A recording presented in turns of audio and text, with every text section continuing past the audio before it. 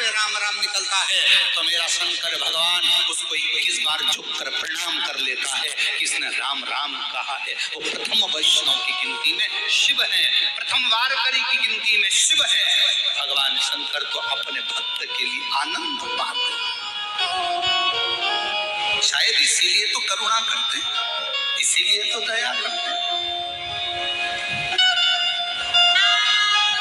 और जब वो करुणा करे, जब वो कृपा करे, शिव कथा करे, ये भगवान शंकर का संवाद करा, भंवरे का रूप रख ले, भंवरे का, और उसके चरण की रज मिल जाए, इससे बढ़कर सुख क्या हो। भागवत किस किसने सुनी है?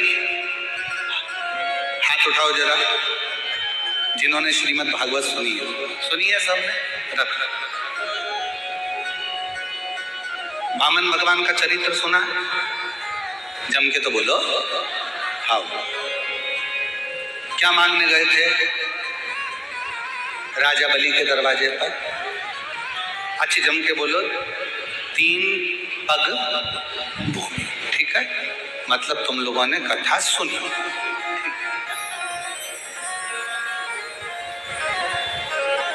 राजन भिक्षाम देहि,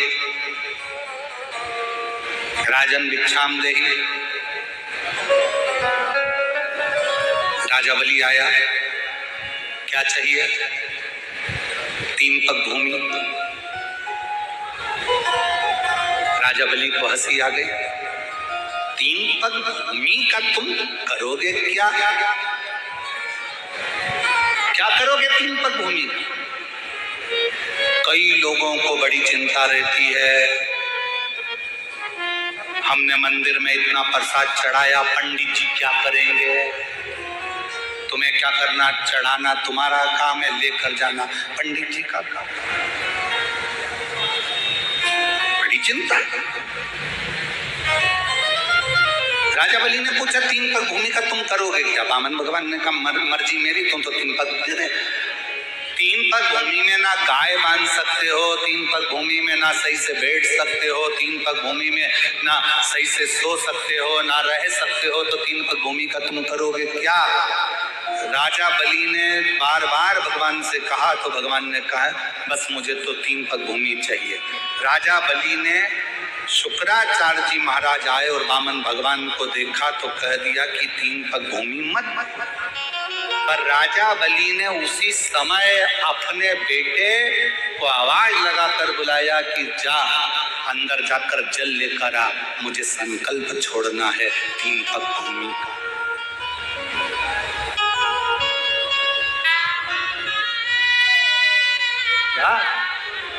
जल लेकर आ, मुझे संकल्प छोड़ना है 3 पग भूमि का। बेटा जाने लगा तो शुक्राचार्य जी ने कहा 1 पग भूमि भी मत दो। बेटा नहीं, वापिस आ गया, नहीं जाता। पिताजी ने कहा तू मेरी औलाद है, तू मेरा बेटा है, जा, मुझे संकल्प छोड़ना है 3 पग भूमि का, लेकर आ। बेटा नहीं गया, पानी नहीं लाया।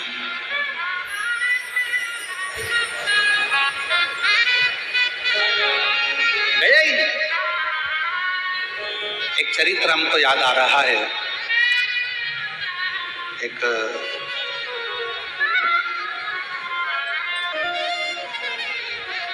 हैदराबाद का एक चरित्र है, बड़ा पुराना समय का है, जब हम लोग शमशेरगंज गौशाला में कथा करने के लिए बहुत पहले गए थे। उस समय की बात, एक परिवार के यहाँ मिलना हुआ और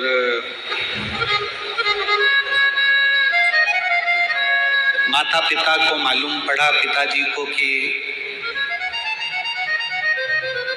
हम बेटा अच्छे से रह रहा है, सब काम अच्छे से है, पर एक समय ऐसा आया कि बेटे की शादी हो गई। शादी होने के बाद बेटे ने विचार कर लिया कि अपने पिता को अपने घर में नहीं रखना है, इनको वृद्धाश्रम में छोड़ दो। जैसे ही सुना कि वृद्धाश्रम में मेरा बेटा छोड़ने जाएगा, कल मुझको बताया नहीं किसी ने, इतने में तो रात को बेटे का हाथ पकड़ा बाप ने और अनाथालय ले गया और बेटे को अनाथालय में ले जाकर कहा, साहब इसको जमा कर लीजिए, ये मेरा बेटा नहीं है, रोड पे से मिल गया था, मैंने इसको पाल पोस के बड़ा कर लिया था। बेटा कहता, पापा मैं तुम्हारी औलाद और तुम मुझे अनाथालय में छोड़ रहे हो। बाप कहता है, मेरी औलाद ऐसी नहीं हो सकती जो अपने बाप को जमीन जायदाद प्रॉपर्टी लिखाने के बाद वृद्धाश्रम में छोड़ दे। मेरी ऐसी औलाद नहीं हो सकती, इसलिए आज से तू अनाथालय में रहे, मैं मेरे मकान में रहूंगा, मेरे घर में रहूंगा। मेरी औलाद ऐसी नहीं हो सकती, मेरी औलाद नहीं।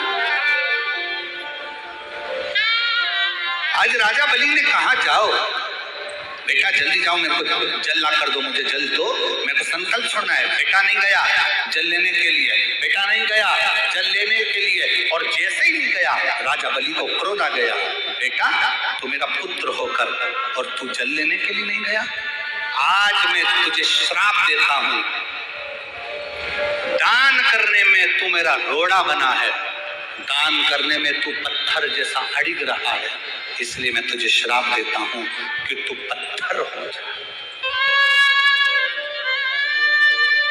सुना है भागवत जी में आप लोगों ने ये चरित्र? एक बाप ने अपने बेटे को श्राप दे दिया कि तू पत्थर हो जा। बेटा रोने लगा, क्षमा करो क्षमा करो।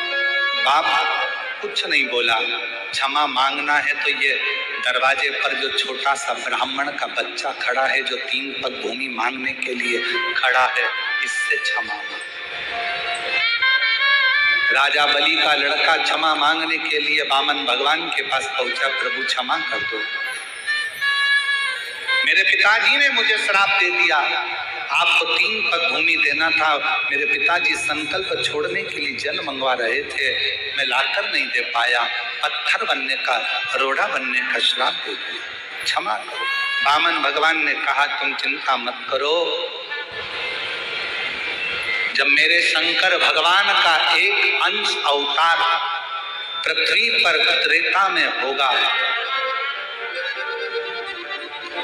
मां अंजना के गर्भ से शंकर भगवान का एक पुंज प्रकट होगा जिसका नाम हनुमान होगा।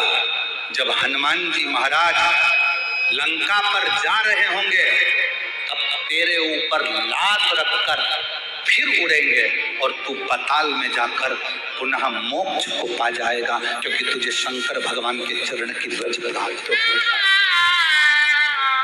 अगर आपने रामचरितमानस को पढ़ा हो, कथा देखी हो, सुंदरकांड का स्मरण करा हो, तो हनुमान जी एक शिला पर चढ़े, लात रखी और उड़ गए। जिस शिला पर लात रखी वो पाताल में चले गया। वो कौन शिला थी? आप कह सकते हो कि हमने उस शिला का वर्णन सुना है। वामन अवतार में राजा बलि ने अपने बेटे से कहा था कि संकल्प के लिए जल लेकर आ, और बेटे ने बाप का कहना नहीं माना तो उसको श्राप लग गया। श्राप लगा तो वो पत्थर का बन गया। उसकी मुक्ति शंकर के चरणारविंद की रज से होना थी। तो भगवान शंकर का अंश स्वरूप श्री हनुमान जी महाराज प्रकट हुए, जिन्होंने उस पर लात रखकर लंका पर उड़े। तो जैसे ही लात रखकर उड़े, समुद्र पार करने के लिए वो पाताल में चले गया, वो रज से मुक्त हो गया। शिव के कोई सोने की सीढ़ी दे ना दे, कोई तुम्हें धन दे ना दे, कोई तुम्हें दौलत दे ना दे, कोई तुम्हें वैभव दे ना दे, कोई तुम्हें सत्ता दे ना दे, पर शंकर भगवान के चरणारविंद की रज, शिव के चरणों की पूंजी तुम्हारे जीवन में सुख का प्रदान कर, सुख का।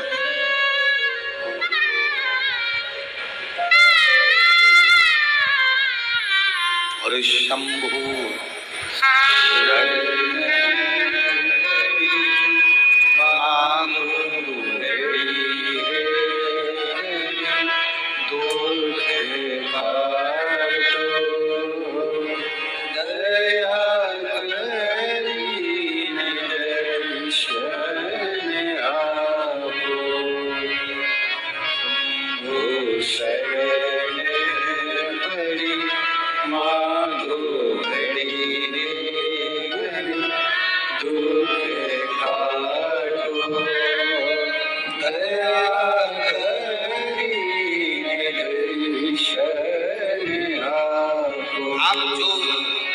चरणारविंद की रज का एक पत्र है, शिव चरणारविंद की रज का एक तत्व हमारे जीवन को सुख देता।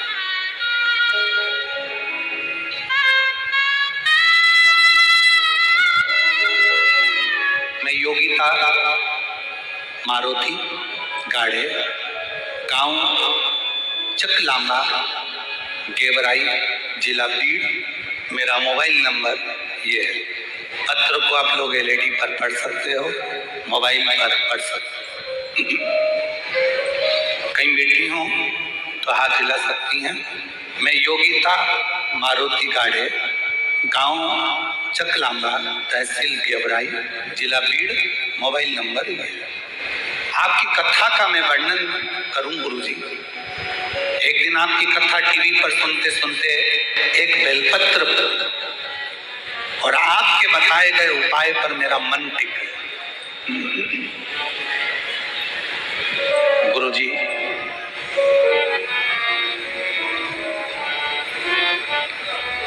मेरी